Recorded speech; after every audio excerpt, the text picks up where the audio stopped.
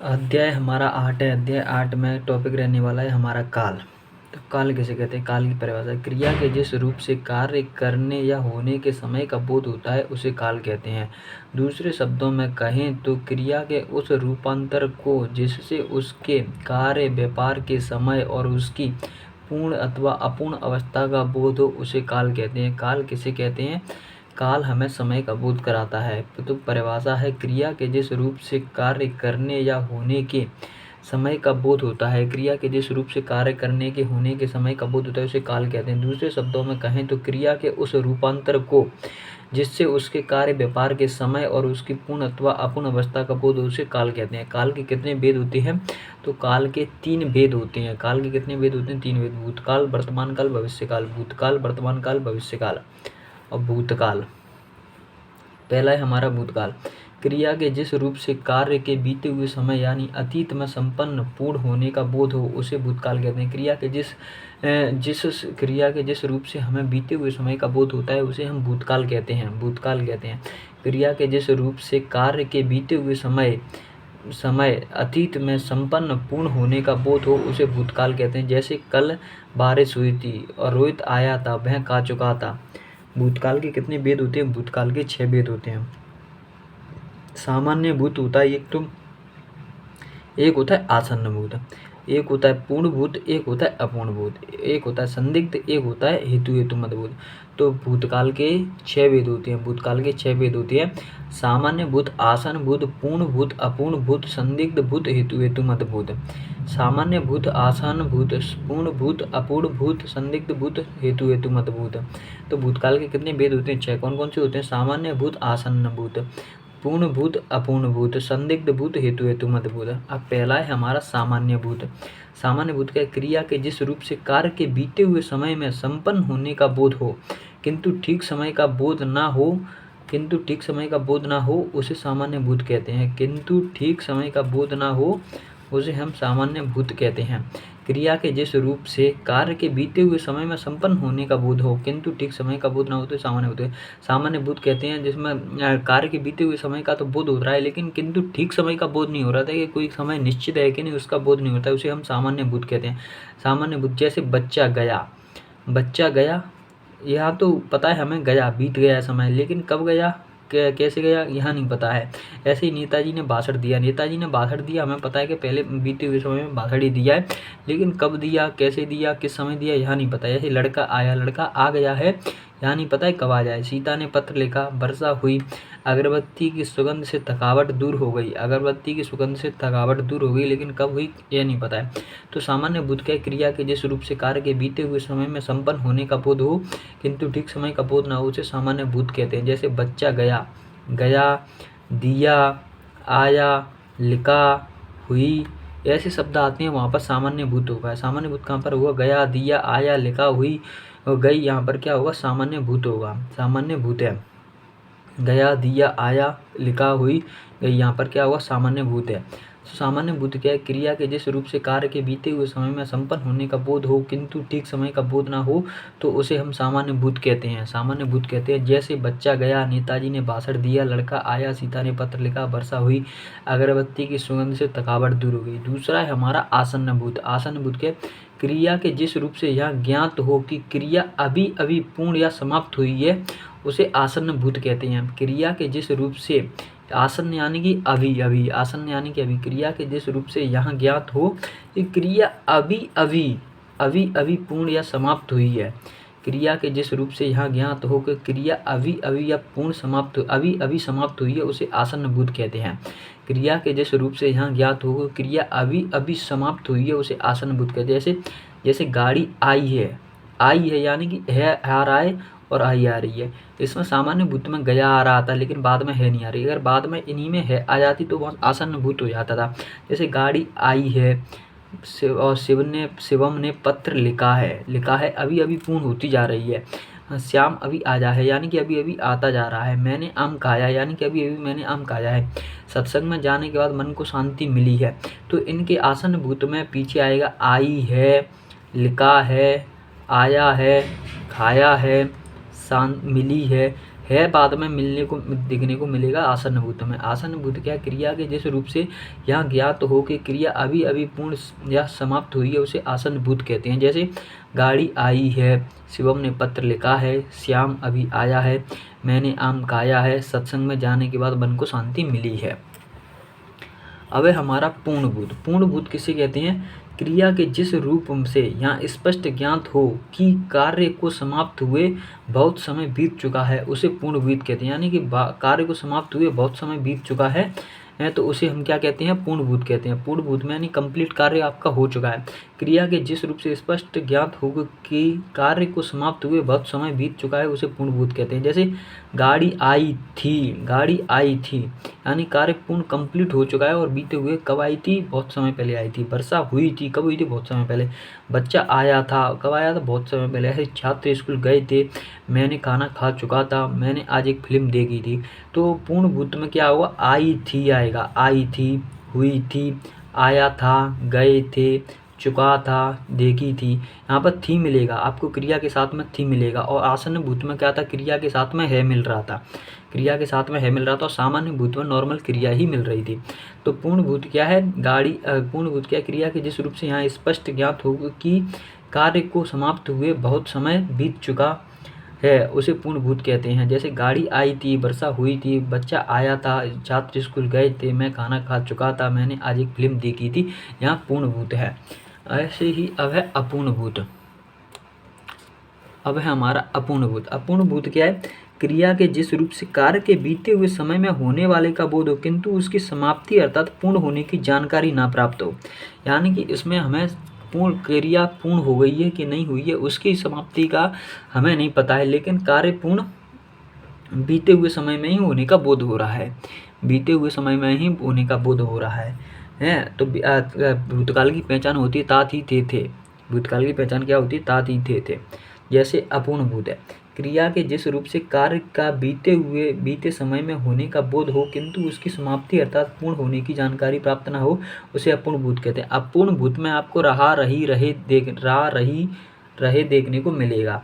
जैसे लोग बड़ी बड़ी गाड़ियों से आ रहे थे, बारिश हो रही थी, वह पढ़ रहा था, वह रो रहा था, रामू खाना खा रहा था, लता गीत गा रही थी, दीपा पौधे को पानी दे रही थी। तो इनमें क्या अपूर्ण भूत में क्या मिलने का? रही थी, रहा था, रही थी अंत में आते हैं। अपूर्ण भूत की पहचान है। तो क्रिया के जिस रूप से कार्य के बीते समय में होने का बोध हो किंतु उसकी समाप्ति अर्थात पूर्ण होने की जानकारी ना प्राप्त हो उसे अपूर्ण भूत कहते हैं। जैसे लोग बड़ी बड़ी गाड़ियां लेकर आ रहे थे, बारिश हो रही थी, वह पढ़ रहा था, वह रो रहा था, रामू खाना खा रहा था, लता गीत गा रही थी, दीपा पौधों को पानी दे रही थी। यहाँ क्या है? अपूर्ण भूत है। अब है हमारा संदिग्ध भूत। 5वें नंबर पे कौन सा आता है? संदिग्ध भूत। क्रिया के जिस रूप से कार्य होने में अनिश्चितता अथवा संदेह बना हो, क्रिया के जिस रूप से कार्य होने में अनिश्चितता अथवा संदेह बना हो संदिग्ध भूत। क्रिया के जिस रूप में हमें संदेह का बोध हो लेकिन वह संदेह का बोध भूतकाल में हो तो उसे हम संदिग्ध भूतकाल कहेंगे। संदिग्ध भूतकाल कहेंगे। क्या कहेंगे? संदिग्ध भूतकाल कहेंगे। क्रिया के जिस रूप से कार्य होने में अनिश्चितता अथवा संदेह का बोध हो उसे संदिग्ध भूत कहते हैं।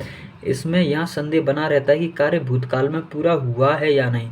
इनमें क्या संदेह बना रहेगा? कार्य भूतकाल में पूरा हुआ है या नहीं। जैसे बच्चा आया होगा, इसमें होगा शब्द देखने को मिलेगा। संदिग्ध भूत में होगा और उससे पहले यह क्रिया मिलेगी आया, खाया, पढ़ी, रखा, गई। यह अपन को सामान्य भूत की क्रियाएं देखने को मिलेगी। बच्चा आया तो बच्चा आया यहाँ सामान्य भूत में हो जाता था, लेकिन बच्चा आया होगा तो यह संदिग्ध भूत में हो जाएगा। जैसे राम ने खाना खाया होगा, उसने कहानी पढ़ी होगी, मैंने वही सामान रखा होगा, बस छूट गई होगी। तो संदिग्ध भूत में क्या होगा? यहाँ आपको होगा, होगी, होंगे शब्द देखने को मिलेंगे। अंत में क्या मिलेंगे? होगा, होगी शब्द देखने को मिलते हैं। तो संदिग्ध भूत क्रिया के जिस रूप से कार्य होने में अनिश्चितता अथवा संदेह बना हो उसे संदिग्ध भूत कहते हैं। इसमें यहाँ संदेह बना रहता है कि कार्य भूतकाल में पूरा हुआ या नहीं। जैसे बच्चा आया होगा यानी कि संदिग्ध में भूत है। हैं और राम ने खाना खाया होगा, उसने कहानी पढ़ी होगी, मैंने वही सामान रखा होगा, बस छूट गई होगी। तो ये इसमें क्या संदिग्ध भूत है। अब छठा हमारा हेतु हेतु मत भूत। हेतु मत भूत का अर्थ है, हेतु का अर्थ है कारण। हेतु का अर्थ क्या है, कारण। जब एक क्रिया के होने या ना होने पर दूसरी क्रिया का होना या ना होना निर्भर करता हो तो उसे हेतु हेतुमत भूत कहते हैं। क्या कहते हैं उसे, हेतु हेतुमत भूत कहते हैं। इससे यहाँ पता चलता है कि क्रिया भूतकाल में होने वाली थी लेकिन किसी कारणवश ना हो सकी, तो हेतु हेतुमत का भूत, हेतु का अर्थ क्या होता है, कारण। हेतु का अर्थ होता है कारण। जब एक क्रिया के होने या ना होने पर दूसरी क्रिया का होना या ना होना निर्भर होता है तो उसे हम हेतु हेतुमत भूत कहते हैं। इससे यहाँ पता चलता है कि क्रिया भूतकाल में होने वाली थी लेकिन किसी कारणवश ना हो सके। यदि तुमने मेहनत की होती तो पास हो जाते। तो यानी कि इसमें मेहनत आपका पास होना निर्भर कर रहा है मेहनत पर। मेहनत आपने भूत में की होती तो आपको आज रिजल्ट मिलता था, वही रिजल्ट आपको भूत में ही मिलता। इसमें ती जाते जैसा मिलेगा। यदि वर्षा होती तो फसल अच्छी होती। यदि मैं स्टेशन पर पहुंचता तो मेरी गाड़ी न छूटती। यदि नया परिश्रम करती तो परीक्षा में अवश्य उत्तीर्ण हो जाती। यदि बारिश होती तो सूखा ना पड़ता। इसमें आपको होती, जाते, तीती देखने को मिलेगी। इसमें तीती देखने को मिलेगी, अंत में आपको तीती देखने को मिलेगी। क्या मिलेगा, तीती। एक वाक्य दूसरे वाक्य में निर्भर करेगा लेकिन उसमें तीती देखने को मिलेगी। हेतु हेतुमत की यहाँ विशेषता है। हेतु में हेतुमत का अर्थ है भूत का, हेतु का अर्थ है कारण। जब एक क्रिया के होने या ना होने पर दूसरी क्रिया का होना या ना होना निर्भर करता है तो उसे हेतु हेतुमत भूत कहते हैं। इससे यहाँ पता चलता है कि क्रिया भूतकाल में होने वाली थी लेकिन किसी कारणवश न हो सकी। जैसे यदि तुमने मेहनत की होती तो पास हो जाते। यदि वर्षा होती तो फसल अच्छी होती। यदि मैं समय पर स्टेशन पहुंचता तो मेरी गाड़ी न छूटती। यदि नया परिश्रम करती तो परीक्षा में अवश्य उत्तीर्ण हो जाती। यदि बारिश होती तो सूखा ना पड़ता। यहाँ क्या हो जाएगा, हेतु हेतुमत भूत हो जाएगा। अब है हमारा वर्तमान काल। क्या है हमारा वर्तमान काल। क्रिया के जिस रूप से कार्य के वर्तमान समय में संपन्न होने का बोध होता है उसे वर्तमान काल कहते हैं। क्या कहते हैं, वर्तमान काल कहते हैं। क्रिया के जिस रूप से कार्य के वर्तमान समय में संपन्न होने का बोध हो उसे वर्तमान काल कहते हैं। जैसे मैं विद्यालय जाता हूँ, यहाँ पर वर्तमान की बात हो रही है। मैं रोहन खाना खा रहा है, यहाँ वर्तमान की बात हो रही है। मैं पूजा कर रही हूँ, यहाँ पर भी वर्तमान की बात हो रही है। तो क्रिया के जिस रूप से कार्य के वर्तमान समय में संपन्न होने का बोध हो उसे वर्तमान काल कहते हैं। क्या कहते हैं, वर्तमान काल। जैसे मैं विद्यालय जाता हूँ, रोहन खाना खा रहा है, माँ पूजा कर रही है। वर्तमान काल के कितने भेद होते हैं, तो 5 भेद होते हैं। एक होता है सामान्य वर्तमान, एक होता है तात्कालिक वर्तमान, एक होता है पूर्ण वर्तमान, एक होता है संदिग्ध वर्तमान, एक होता है संभाव्य वर्तमान। सामान्य वर्तमान भी होता है और सामान्य भूत भी होता है। तात्कालिक वर्तमान होता है लेकिन तात्कालिक भूत नहीं होता है। पूर्ण वर्तमान होता है, पूर्ण भूतकाल भी होता है। संदिग्ध वर्तमान होता है, संदिग्ध भूतकाल भी होता है लेकिन संभाव्य वर्तमान होता है, संभाव्य भूतकाल नहीं होता है। तो वर्तमान काल के कितने भेद है, 5। सामान्य वर्तमान, तात्कालिक वर्तमान, पूर्ण वर्तमान, संदिग्ध वर्तमान एवं संभाव्य वर्तमान होता है।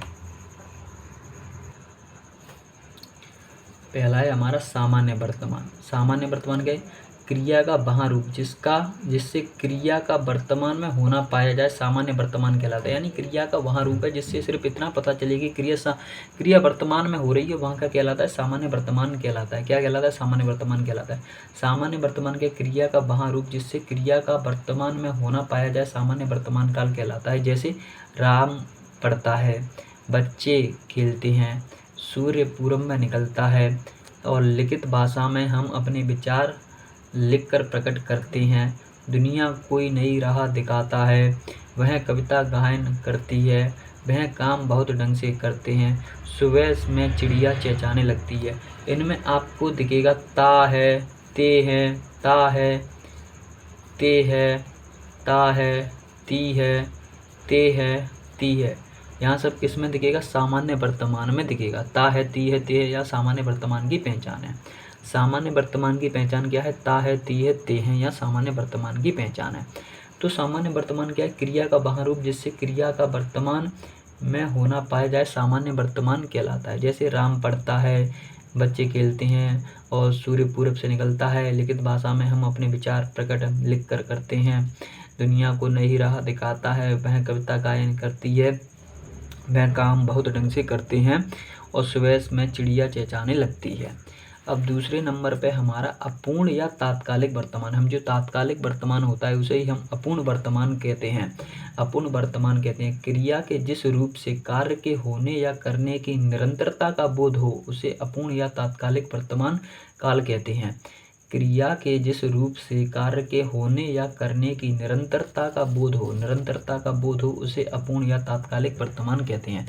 तो अपूर्ण या तात्कालिक वर्तमान किसे कहते हैं? क्रिया के जिस रूप से कार्य के होने या करने की निरंतरता का बोध हो उसे अपूर्ण या तात्कालिक वर्तमान कहते हैं। यानी कार्य अभी भी हो रहा है वर्तमान।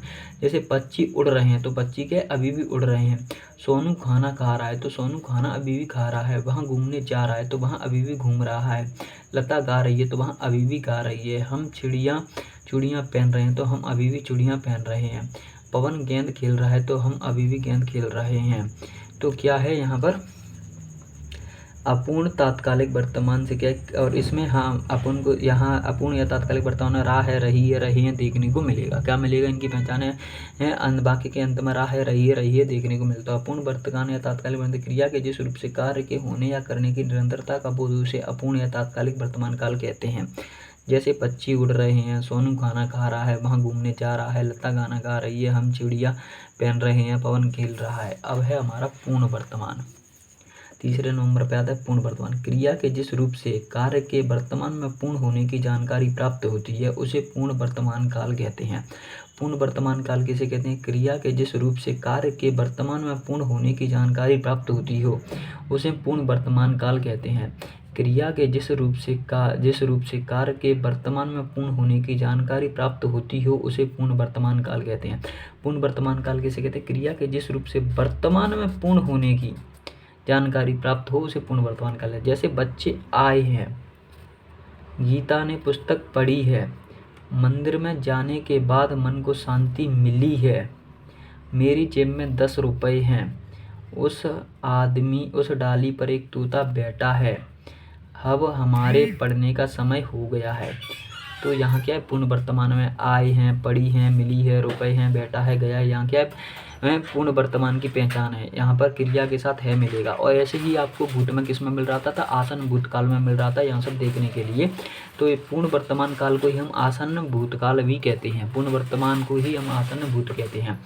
तो बच्चे आए हैं, गीता ने पुस्तक पढ़ी है, मंदिर में जाने के बाद मन को शांति मिली है, मेरी जेब में 10 रुपये हैं, उस डाली पर एक तोता बैठा है, अब हमारे पढ़ने का समय हो गया। तो यह क्या जाएगा? पूर्ण वर्तमान काल हो जाएगा। चौथे नंबर पे हमारा संदिग्ध वर्तमान। संदिग्ध वर्तमान क्रिया के जिस रूप से क्रिया के होने में संदेह प्रकट हो किंतु वहाँ कार्य वर्तमान में हो रहा है, इस पर संदेह ना हो तो उसे संदिग्ध वर्तमान काल कहते हैं। उसे संदिग्ध वर्तमान काल कहेंगे। संदिग्ध वर्तमान क्या है? क्रिया के जिस रूप से क्रिया के होने में संदेह प्रकट हो, क्रिया के जिस रूप से क्रिया के होने में संदेह प्रकट हो किंतु वहाँ कार्य वर्तमान में हो रहा है, इस पर संदेह ना हो तो उसे संदिग्ध वर्तमान काल कहते हैं। संदिग्ध वर्तमान किसे कहते हैं? क्रिया के जिस रूप में क्रिया के होने में संदेह प्रकट हो किंतु वहाँ कार्य वर्तमान में हो रहा है, इस पर संदेह ना हो। वर्तमान में कार्य हो रहा है, इस पर संदेह ना हो, लेकिन क्रिया में संदेह होना चाहिए, तो वहाँ क्या हो जाएगा? संदिग्ध वर्तमान। संदेह जैसे राम खाता होगा तो यहाँ क्रिया वर्तमान की है, होगा संदेह हो गया। जैसे वहाँ पढ़ रहा है, रहा किसकी क्रिया? वर्तमान की, होगा संदेह है। माँ खाना बना रही है, रही क्या है? वर्तमान की क्रिया है लेकिन होगा संदेह है। बच्चे स्कूल जा रहे होंगे इसमें इस समय श्याम आता होगा और दीपक स्कूल से घर पहुंचने वाला होगा। तो यहाँ पर ये क्रिया तो सब कहाँ की हैं? वर्तमान के, लेकिन इनमें संदेह है। तो संदिग्ध वर्तमान में आपको दिखेगा ता होगा, रहा होगा, रही होगी, रहे होंगे, आता होगा, बाला होगा। यहाँ सब क्या? संदिग्ध वर्तमान की पहचान है। तो संदिग्ध वर्तमान के क्रिया के जिस रूप से क्रिया के होने में संदेह प्रकट हो किंतु वह कार्य वर्तमान में हो रहा हो, इस पर संदेह ना हो तो उसे संदिग्ध वर्तमान काल कहते हैं। जैसे राम खाता होगा, वह पढ़ रहा होगा, माँ खाना बना रही होगी, बच्चे स्कूल जा रहे होंगे, इस समय श्याम आता होगा, दीपक स्कूल से घर पहुंचने वाला होगा। पांचवा हमारा सबसे लास्ट है वर्तमान काल संभाव्य। संभाव्य का अर्थ होता है संभावित, अर्थात क्रिया के जिस रूप से यहाँ पता चले कि कि कार्य के वर्तमान काल में पूरा होने की संभावना है तो उसे संभाव्य वर्तमान कहते हैं। क्या कहते हैं? संभाव्य वर्तमान। वर्तमान, संभाव्य वर्तमान। संभाव्य वर्तमान की पहचान है। संभाव्य का अर्थ होता है संभावित, अर्थात क्रिया के जिस रूप से यहाँ पता चले कि कार्य के वर्तमान काल में पूरा होने की संभावना है। क्या है? आपको वर्तमान में कार्य होने की क्या है? संभावना है, तो उसे हम संभाव्य वर्तमान कहते हैं। जैसे वहाँ खाया हो, संभवतः, वह लिखता हो सकता है, वह आया हो, वह आई हो, उसे चिट्ठी मेरी दे देना। यानी कि इसमें संभावना जैसे शब्द भी देखने को मिलेंगे तो वहाँ हो जाएगा संभाव्य वर्तमान। संभाव्य का अर्थ होता है संभावित, अर्थात क्रिया के जिस रूप से यहाँ पता चले कि कार्य के वर्तमान काल में पूरा होने की संभावना है तो इसे संभाव्य वर्तमान कहते हैं। जैसे वहाँ खाया हो, संभवतः वहाँ लिखता हो सकता है वहाँ आया हो, वह आई हो, तो उसे मेरी चिट्ठी दे देना। यहाँ पर क्या हो जाएगा? संभाव्य वर्तमान हो जाएगा। और तीसरा है हमारा लास्ट है भविष्यकाल। तीसरा हमारा लास्ट क्या है? भविष्यकाल। भविष्यकाल क्रिया के जिस रूप से यहाँ पता चले कि कार्य आने वाले समय यानी भविष्य में होने वाला है तो उसे हम भविष्यकाल कहते हैं। भविष्यकाल किसे कहते हैं? जिससे हमें यहाँ पता चले कि कार्य भविष्य में होने वाला है उसे भविष्यकाल कहते हैं। क्रिया के जिस रूप से यहाँ पता चले कि कार्य आने वाले समय में होने वाला है तो उसे हम भविष्यकाल कहते हैं। जैसे ईशिता गाएगी, मैं खाना खाऊंगा, कल तापमान अधिक होगा, इसकी पहचान है गागी गे ग। अब भविष्यकाल के 3 भेद हैं। भविष्यकाल के कितने भेद हैं? 3।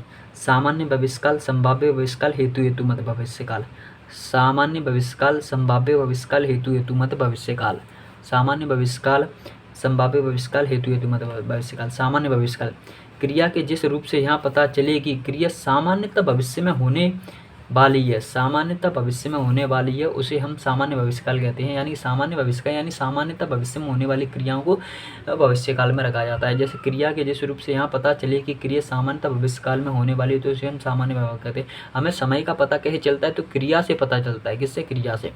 जैसे मैं आपकी प्रतीक्षा करूँगा, तो इसमें क्रिया क्या है? करूँगा है, तो कहाँ की है? भविष्य की है। प्रेरणा स्टूडियो जाएगी, जाएगी क्रिया कहाँ की? भविष्य की है। अक्षय शेरावत कल दिल्ली जाएगा, जाएगा, कल दिल्ली जाएगा, कल, तो भविष्य की बात की जा रही है। प्रधानमंत्री बाढ़ग्रस्त क्षेत्रों का दौरा करेंगे, भविष्य की बात हो रही है। अध्यापक पाठ पढ़ाएंगे तो भविष्य की बात हो रही है। तो इसकी पहचान है गा गी क्या गे गे, यहाँ सामान्य भविष्य की पहचान है। सामान्य भविष्य की पहचान है। तो क्रिया के जिस रूप से यहाँ पता चलेगी क्रिया सामान्यतः भविष्य में होने वाली तो उसे हम सामान्य भविष्यकाल कहते हैं। जैसे मैं आपकी प्रतीक्षा करूंगा, प्रेरणा स्टूडियो जाएगी, अक्षय शेरावत कल दिल्ली जाएगा, प्रधानमंत्री बाढ़ग्रस्त क्षेत्रों का दौरा करेंगे, अध्यापक पाठ पढ़ाएंगे। यहाँ सब क्या? सामान्य भविष्यकाल है। अब है हमारा संभाव्य भविष्यकाल। संभाव्य भविष्यकाल क्रिया के जिस रूप से कार्य के भविष्य में होने की संभावना हो उसे हम संभाव्य भविष्यकाल कहते हैं। क्रिया के जिस रूप से कार्य के भविष्य में होने की संभावना हो उसे हम संभाव्य भविष्यकाल कहते हैं। संभाव्य भविष्यकाल किसे कहते हैं? क्रिया के जिस रूप से कार्य के भविष्य में होने की संभावना हो उसे संभाव्य भविष्यकाल। जैसे कदाचित और शायद, कल, शायद, कदाचित, शायद, संभव, संभव, ऐसे शब्द जहाँ दिख जाए वहाँ पर संभाव्य भविष्यकाल होगा। भविष्यकाल संभाव्य होगा, लेकिन भविष्यकाल कब होगा? आपको क्रिया बाद में गे ऐसे शब्द दिख जाएं जो बाद में मतलब भविष्य की क्रिया हैं वो दिख जाए। तो ऐसे कदाचित शाम तक वो वापस आ जाए, तो शाम अभी हुई नहीं, शाम आएगी, तो यानी कि भविष्य की बात हुई। शायद चोर पकड़ा जाए, तो चोर अभी पकड़ा नहीं गया है, भविष्य में ही पकड़ा जाएगा। कल शायद परीक्षा परिणाम घोषित हो, यानी कि कल की बात हो रही है तो परीक्षा परिणाम कल हो। कदाचित संध्या को पानी बरसे, संध्या शाम को। शायद कल यहाँ निर्माण का शिलान्यास होगा, संभव है कि कल हमारा परिणाम निकलेगा, संभव है कि कल हम सिनेमा देखने जाएंगे। तो इन सभी में संभव, संभव, शायद, कदाचित, शायद, कदाचित ऐसे शब्द आए तो वह संभाव्य को दर्शाते हैं। लेकिन हो जाएंगे, होगा, होगी, बरसे, हो जाए, यहाँ का संभाव्य की बात की जा रही है, संभाव्य भविष्यकाल होगा। अब है हमारा हेतु हेतुमत भविष्यकाल। हेतु हेतुमत भविष्यकाल की पहचान क्या है? क्रिया के जिस रूप से किसी कार्य का पूरा होना, क्रिया के जिस रूप से किसी कार्य का पूर्ण किसी दूसरी क्रिया के होने पर निर्भर करे उसे हेतु हेतुमत भविष्यकाल कहते हैं। लेकिन यहाँ बात भविष्य में होनी चाहिए। क्रिया के जिस रूप से किसी कार्य का पूरा होना किसी दूसरी क्रिया के होने पर निर्भर करते उसे हेतु हेतुमत भविष्यकाल कहते हैं। जैसे वह आए तो मैं जाऊँ, यानी कि वहाँ अभी आया नहीं है, वह आएगा तभी मैं जाऊँगा, यानी कि पूरी बात भविष्य में की जा रही है तो वहाँ पर भविष्यकाल होगा। ऐसी अन्य रण, वह कमाए तो मैं खाऊं, वह पढ़ेगा तो सफल होगा, आप पढ़ें तो मैं लिखूं, उस डाली पर एक तोता बैठा है, और अब हमारे पढ़ने का समय हो गया है। तो इसमें इसका क्या है, हेतु हेतु मत भविष्य काल। इसमें दोनों वाक्य आपको भविष्य में ही देखने को मिलेंगे। जैसे जाऊं, खाऊं, होगा, लिखूं, बैठा है, गाया है, यहाँ सब क्या है, भविष्य के। आए, आए, कमाए, पढ़ेगा, पढ़े, डाली, हमारे यहाँ सब भविष्य की बात हो रही है। तो हेतु हेतु मत भविष्य काल क्या है, क्रिया के जिस रूप से किसी कार्य का पूरा होना किसी दूसरी क्रिया के होने पर निर्भर करे उसे हेतु हेतु मत भविष्य काल कहते हैं। जैसे वहाँ आए तो मैं जाऊँ, मैं कमाए तो मैं खाऊं, मैं पढ़ेगा तो सफल होगा, आप पढ़े तो मैं लिखूं, उस डाली पर एक तोता बैठा है, अब हमारे पढ़ने का समय हो गया। यहाँ क्या है, हेतु हेतु मत भविष्य काल है। काल के अन्य भेदों के कुछ रूप उदाहरण नीचे दिए गए हैं। जैसे संदिग्ध काल के अन्य भेदों के कुछ रूप उदाहरण नीचे दिए हैं। संदिग्ध वर्तमान काल के, देखा जाता होगा, देखी जाती होगी, देखे जाते होंगे, यह समझ जाता होगा, जाती होगी, जाते होंगे, देखा जा रहा है। ऐसे ही संभाव्य वर्तमान में देखा जाता हो, देखी जाती हो, देखे जाते हो, इसमें हो आ रहा है, हो, यह संभाव्य वर्तमान हो जाएगा। आसन्न भूत में देखा गया है, देखी गई है, देखे गए हैं, यहाँ आसन्न भूत हो जाता है। देखा गया है, देखी गई है, देखे गए हैं, यहाँ आसन्न भूत हो जाता है। आसन्न भूत को ही हम पूर्ण भूत, पूर्ण वर्तमान कहते हैं। और पूर्ण भूत देखा गया था, देखी गई थी, देखे गए थे। और संभाव्य भूत में देखा गया हो, देखी गई हो, देखे गए हो, यहाँ संभाव्य हो जाएगा। और संदिग्ध भूत में देखा गया होगा, देखी गई होगी, देखे गए होंगे, यहाँ संदिग्ध भूत है। ऐसे ही संभाव्य भूत में देखा जाऊंगा, देखी जाऊंगी, देखे जाएंगे। इनको याद अच्छे से देखेंगे तो समझ में आ जाएगा।